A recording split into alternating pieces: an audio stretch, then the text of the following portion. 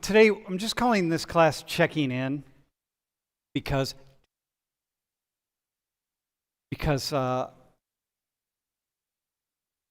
just need to check in. There's a lot going on, and there's a lot going on, and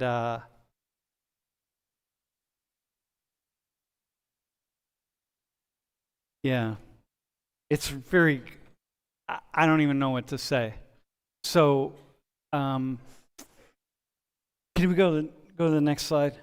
So these are the topics that we've talked about. I put AI at the bottom because you guys are either talked about it or you're going to be talking about it in your groups this week.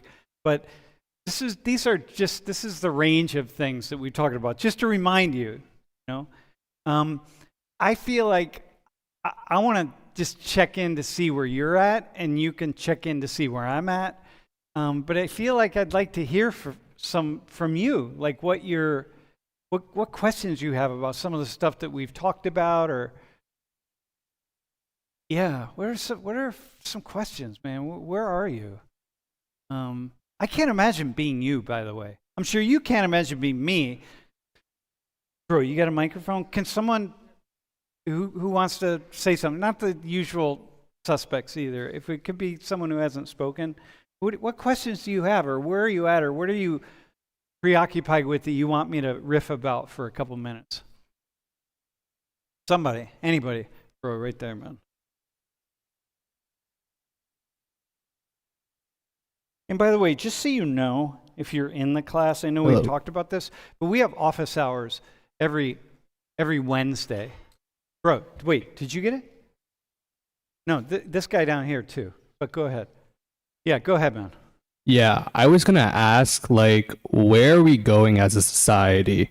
I feel like when talking about, AI, we have all these technological advancements and these promises, but I haven't seen any of that yet, at least in terms of, in healthcare, for example, or, in education, for example. And then we talk about all these different wars and these conflicts, and it's well, innocent people are dying. We're not solving anything. We just keep bickering at each other about the same problems. And it's can we not just stop for a second and think, what the heck are we doing? Dude, well, here you go, man. The word on the street is that President Trump is going to reschedule marijuana from a Schedule 1 drug to a Schedule 2, so it'll be more widely available. So maybe we just need people to get stoned. I don't know. You know what I mean? Sit in a circle and pass joints around. First off, look, what's your name? My name is Shri. I'm a cybersecurity major, senior. Okay, so here's the thing. Let me say, it's interesting that you say this piece about AI, because I just wrote a talk this past weekend about AI that I'm going to deliver at a conference in Korea in a few weeks.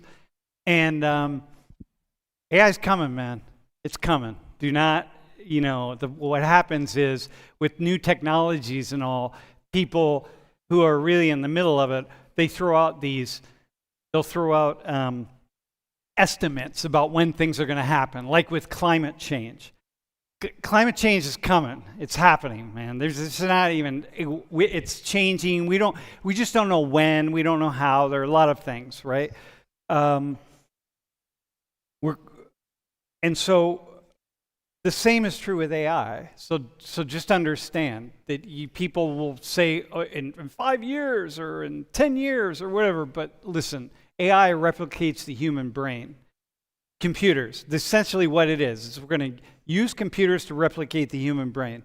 And then we're going to use that information to replicate the human bodies, because we're going to be able to build robots and so on and so forth to do things that we never could imagine that they could possibly do.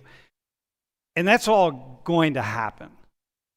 And when we're not talking about replicating my brain with twice its power, 10 times its power, 100 times its power. I mean, we are talking about that, but we're ultimately talking about 1,000 times, 100,000 times, 1,000,000 times the power of my brain. And imagine all the things that you thought about in order to get here today, just to make this happen. And imagine your brain was 1,000,000 times, 100,000 times more powerful. Just to think about the kinds of things that are going to unfold in the world. That's coming. And it's got good and it's got bad. That's the nature of it. So, but it's really fascinating. That's why I think about being you all. And I think, God, I would love to be able to just come back in 70 years and see. But in any case, about the conflicts, you know,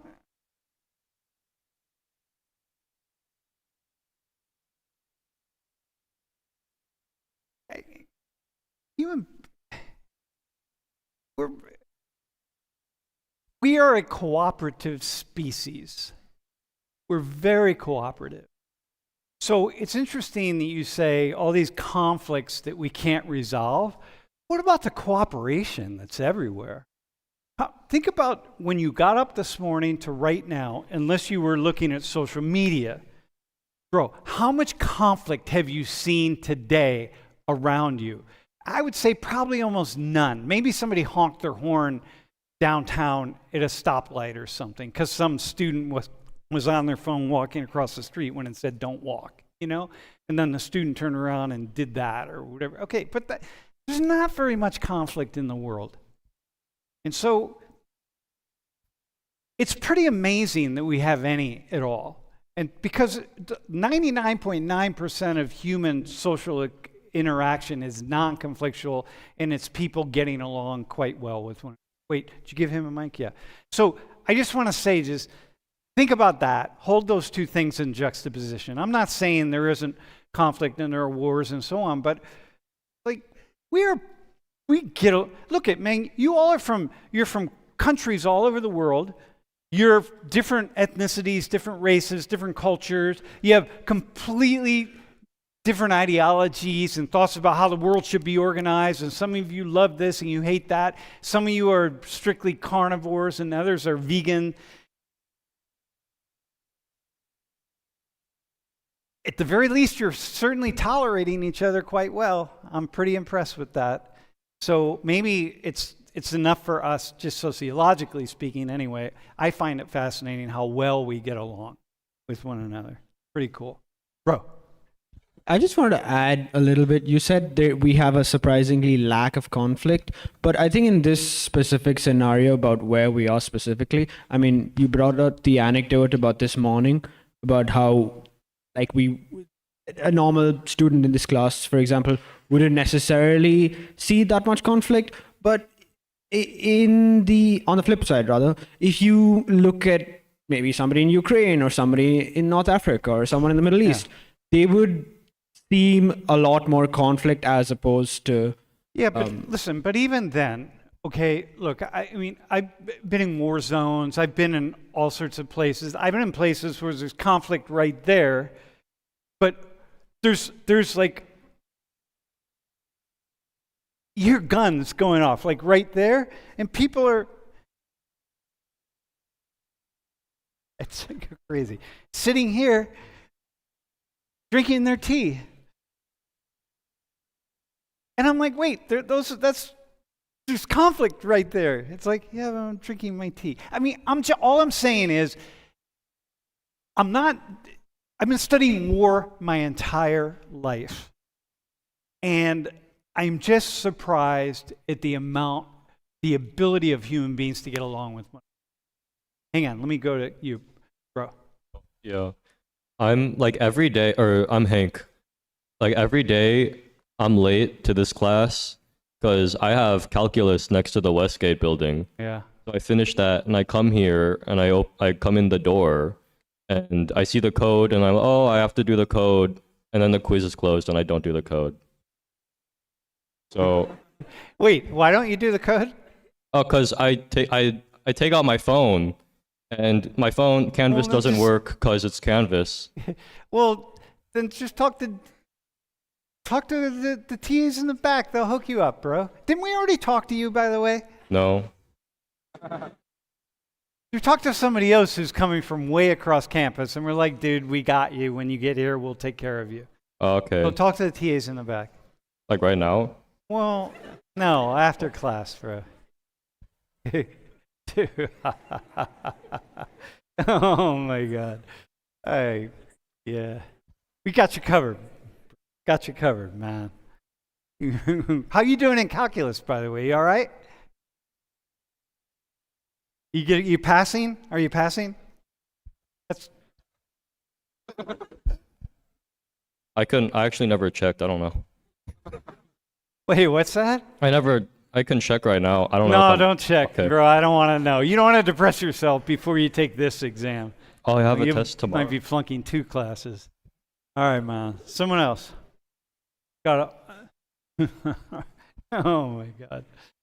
Yeah.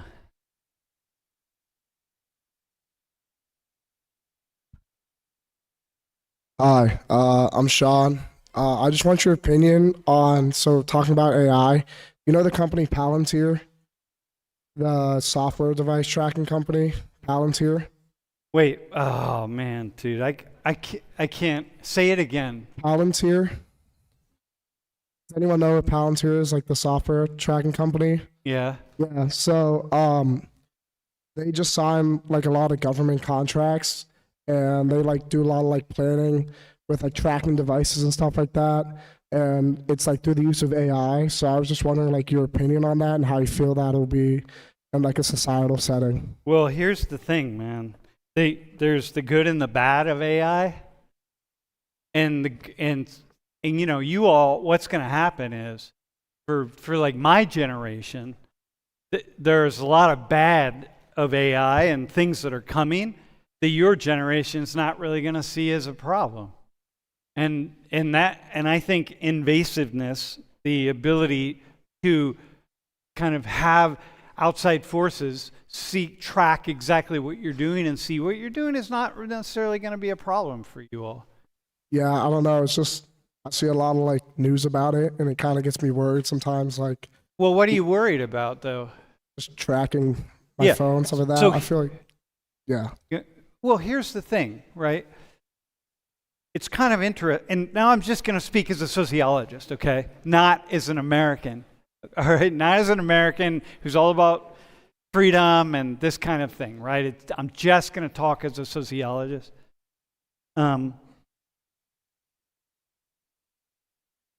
Follow the Chinese. You know what I mean? Like, Yeah. Chinese government's following. You could ask. We could have a conversation about this in class, but you know, follow somebody who's their government is following them and tracking them at all times, man. And they basically, most people, not everybody, but so many people, you just acclimate yourself to like, well, whatever. If I think about if I've been tracked. What's going to happen? Let me just tell you what's going to happen. You're just going to start being tracked, and you're just going to orient your thinking about it and your way of being in the world about it. And you're going to change your ideology, and you know, like it's going to be like, well, it's just what happens. That's what the government does, and that's the way it is. And then I don't break any laws, so I don't care if they track me, if they watch me. You know, when I'm in a society that there's cameras everywhere. You know, it's like, well, whatever, the cameras are watching me. I'm doing my thing. And so that's how human beings are going to adjust our thinking, including here in the United States, because we will adjust our thinking, because I think, this is my own opinion, I'm not saying I want it or I don't want it, but I think this is where we're going to go. And governments will have greater control over people. And the irony is, a lot of the people who are all about freedom and whether it's First Amendment or Second Amendment or whatever, will also be quite willing to just give up that freedom in the right situation. It won't matter to them. And so... Yeah, I see what you're saying. Yeah. I'm not saying it's good or bad, but I think, for me personally, that's where we're going. We're going to have a lot more control over human beings. You have to. It's like, this is one of the reasons maybe, bro, this is, and then back here, it may be one of the reasons why China, it's a big reason why China's able to do what China's able to do. You know, you just go through. Bro. Yeah, so the Charlie Kirk funeral was Sunday, right? And it was a spectacle. And Trump was there. He announced the cure for autism. What do you think about that? I'm a little curious of what that Oh my entails. God. The cure for autism? No, it's not a cure. Oh yeah, now they're saying.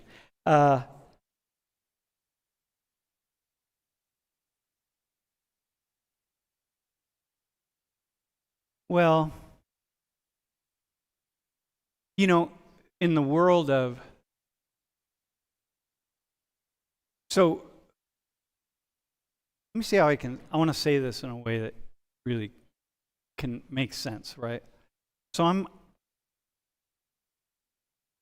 a scientist, okay? I'm a social scientist, but I'm a scientist, meaning that I follow the scientific method in that I'm trying to understand causality. The causality I want to understand is the causality of what makes humans do what they do and what makes people acting in groups do what they do. You know, so I'd want to know, for example, you mentioned the funeral. I want to know, like, my first thing is like, wow, who showed up there? Like, who came?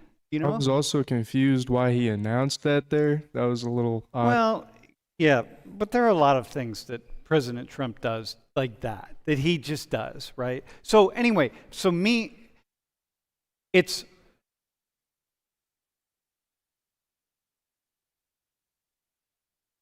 man, bro, listen, I'll talk about this in my office hours tomorrow.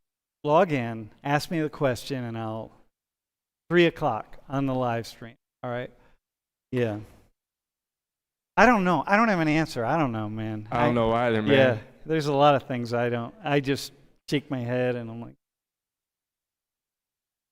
Hi, I'm Jenna. I'm a sophomore.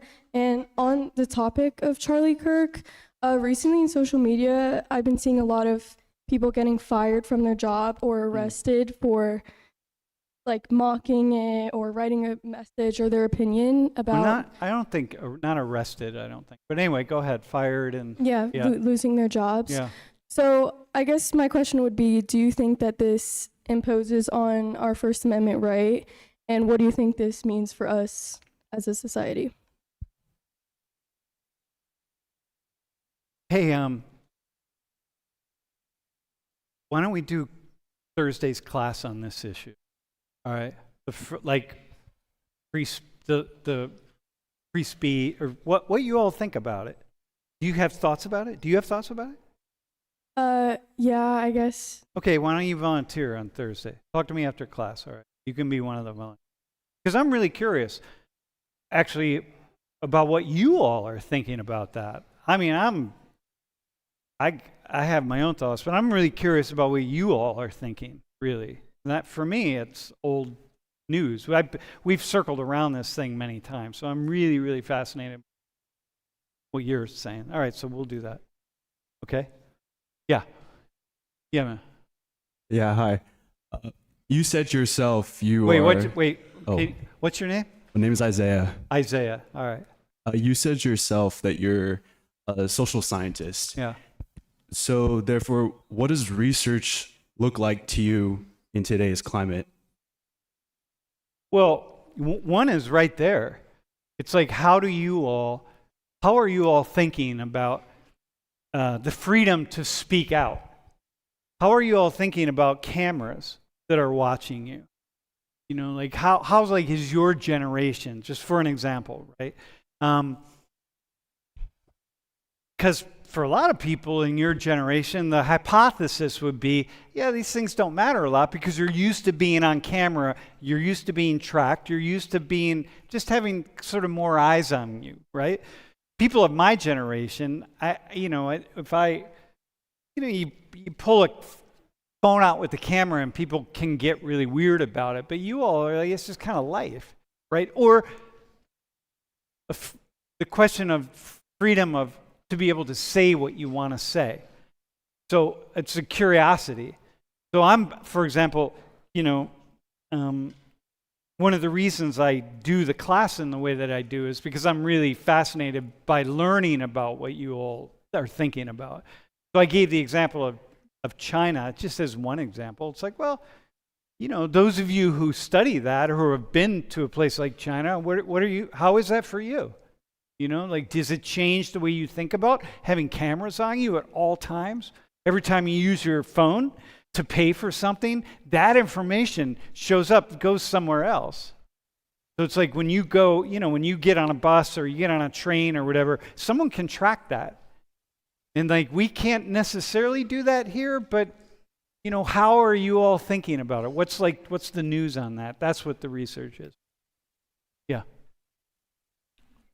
Hi, my name's Megan, and I was just wondering if we were ever going to discuss the current immigration situation going on. Yes. I know we already kind of touched on it with MAGA and like a little bit with DEI, but I feel like it would just be really interesting to hear some people's opinions. I mean, I come from a family of immigrants, so I would just really like to know what some people think. Okay, yes, I had the idea just the other day. Let's do a class on immigration. Hey, by the way, the class is going to be, I really also want to talk about undocumented or illegal immigration. So it'd be really nice if we had some volunteers on that day, some of you who know somebody who's undocumented, or maybe whose parents came here undocumented, or maybe you were undocumented when you came here, but you're not now, so like ICE isn't going to come track you down and that kind of thing. But it would be really nice if we had some volunteers in that way, okay?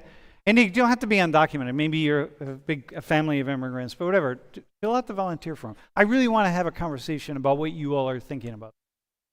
Biggest issue when it comes to that is that people are getting their visas taken away, especially international students, and that does kind of tie into like the free speech situation. Yeah, sure, exactly. Yeah, there are a lot of things there, man. Like if you're an international student and you're here on a visa, like you're gonna be, how careful are you about what you say in the U.S. right now? Like that wasn't an issue 10 years ago, and suddenly like, whoa. And so, yeah, I'm really curious about it. And then some of you may not think about it at all. So, okay, this is good. Hi, my name's Bella, and I just had a question about how you think, or if you do think the left and the right could come together to solve the problem of gun violence on both sides without having to, I guess, put blame on either side or attack each other trying to come to that conclusion. Dude, President Trump is going to reschedule marijuana.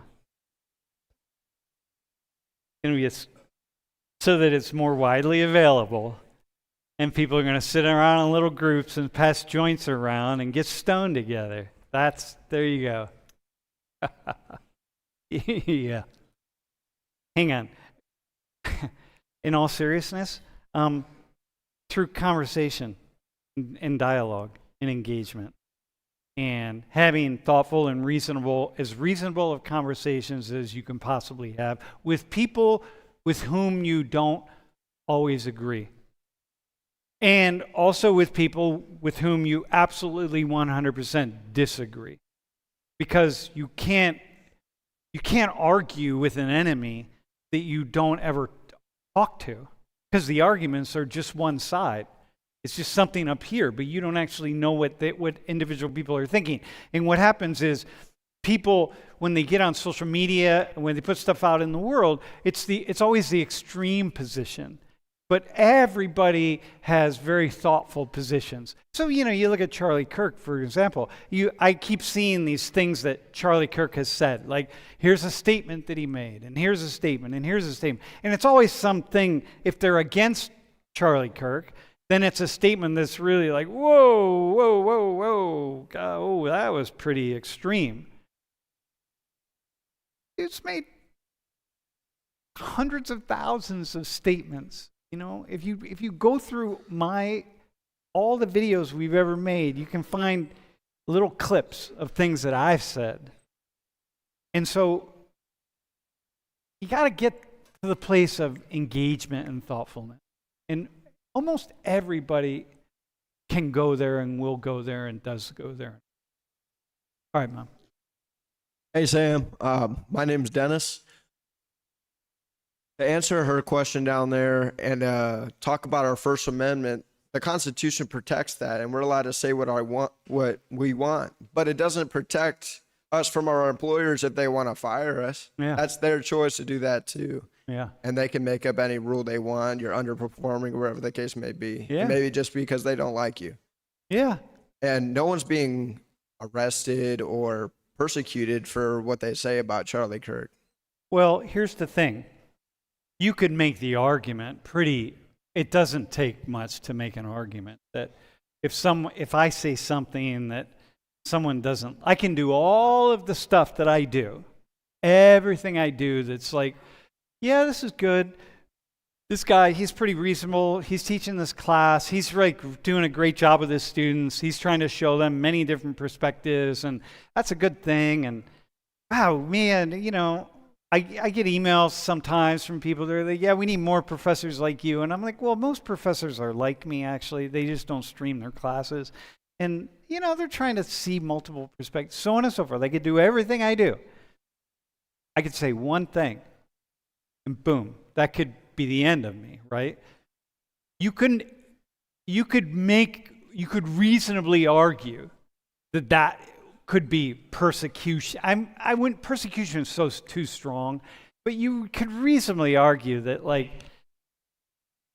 yeah, that's probably not. That wouldn't be. Would that be a good thing? Let's say get rid of this guy. Okay, he may. Let's say it's an accident, and like, I don't know. Like you could make that, but you are right in that. No, but you can't. Penn State can do whatever they want. And I'm not. There's nothing. I don't have anything protecting me unless I have it in my contract, with Penn State, and we've all signed. But yeah, so I think that's really that's the thing. I think, and that's the thoughtful, reasonable, the conversation. So some people take it really far, and other people. Bro, we'll come back to this though, really, because I want to. Somebody else.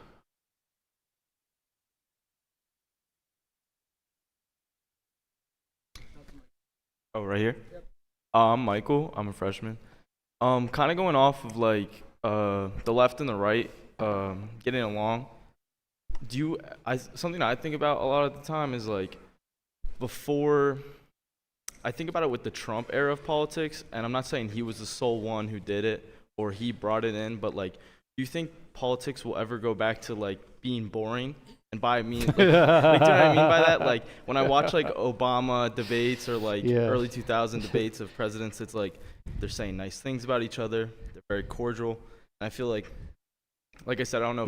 I don't think Trump necessarily did it himself, but the Trump era of politics, I'd say like a lot more disrespectful, calling each other names. Okay, let me give you a way to see Trump. Okay,